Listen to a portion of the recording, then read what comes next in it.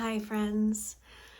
So, some of you may know just through knowing me or another social media post that I did that I recently lost a friend of mine.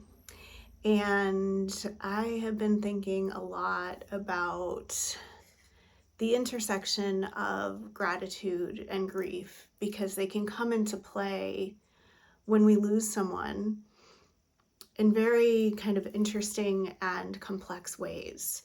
Um, so just a little reflection. I moved into the house where I live back in 2006, and it's in the suburbs. And after growing up in the suburbs and then living in the city, thought I would never, ever, ever live in the suburbs again. And first couple months here were rough until I met my next door neighbors, Rose and Philippe. And meeting them, I mean, there's so many stories, way more than I can share here, but meeting them made me realize that I had found my people in this place that I found quite strange at the beginning. Now, Rose suffered from Alzheimer's, and Alzheimer's is an interesting thing. When we lose someone to something like a sudden accident or, God forbid, a suicide or a shooting or anything like that, it's very sudden and it's very tragic and it's very difficult to make sense of.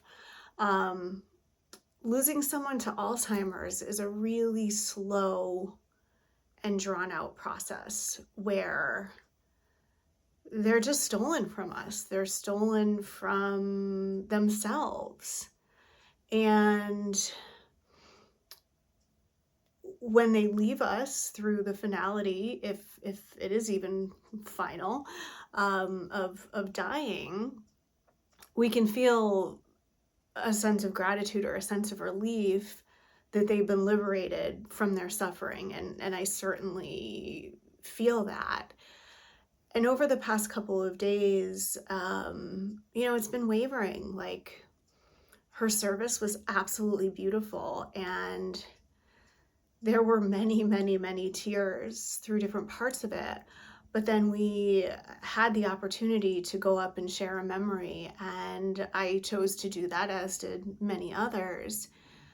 And there was so much laughter and so much joy. So, again, that's where gratitude can come in.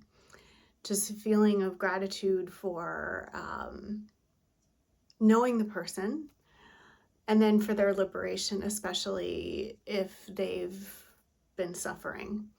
So I'm grateful for living where I live and having met this wonderful human being.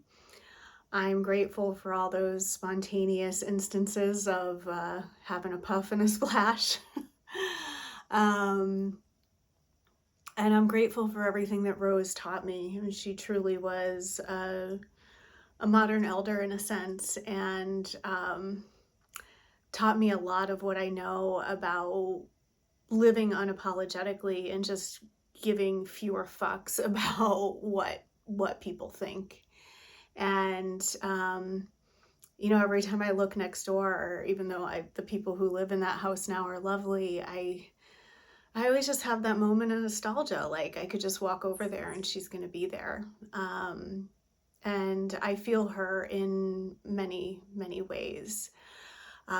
Yesterday, I didn't mention this in the blog post that this goes with, but her son had reached out to me to ask for a favor, and he shared a video of she had been had a segment on our public access station, and the person interviewing her they walked to the garden, and she showed all the plants and all the things that she loved about the beautiful space that they had. And at the end of that video, she said, "Every day is an opportunity." And I know sometimes we wake up, we're going through the motions, we're on the hamster wheel, but that really means a lot, thinking about that and reflecting on this loss. Every day is an opportunity.